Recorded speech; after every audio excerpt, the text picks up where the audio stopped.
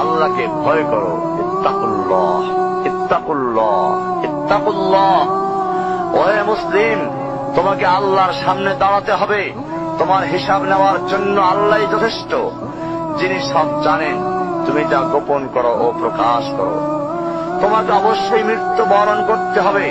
যখন তুমি দুনিয়ার সব কিছু ছেড়ে চলে যাবে, শুধু তুমি আখিরাতের জন্য যা সঞ্চয় করেছো তা নিয়ে সাবধান হও তোমার শেষ আমলের ব্যাপারে। তুমি জানো না কখন তোমার শেষ মুহূর্ত। তুমি কি প্রস্তুত মৃত্যুর জন্য? তুমি কি প্রস্তুত কবরের সওয়াল জবাবের জন্য?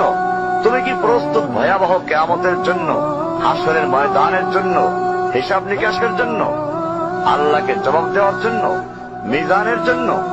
তুমি কি প্রস্তুত চুলের চাইতে সূক্ষ্ম, তরবারির চাইতে ধারালো পুলসিরাতকে পাড়ি দেওয়ার জন্য? ভয়ঙ্কর তুমি জাহান্নামের ভয়ঙ্কর আযাব থেকে আত্মরক্ষার জন্য কাজ করছো তো?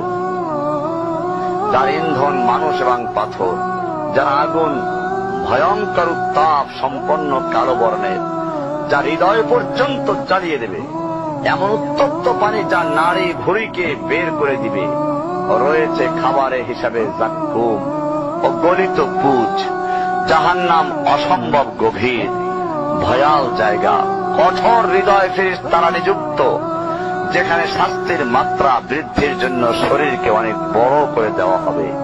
চামড়াগুলো জ্বলে যাবে, বের হতে চাইবে, বের হতে পারবে না।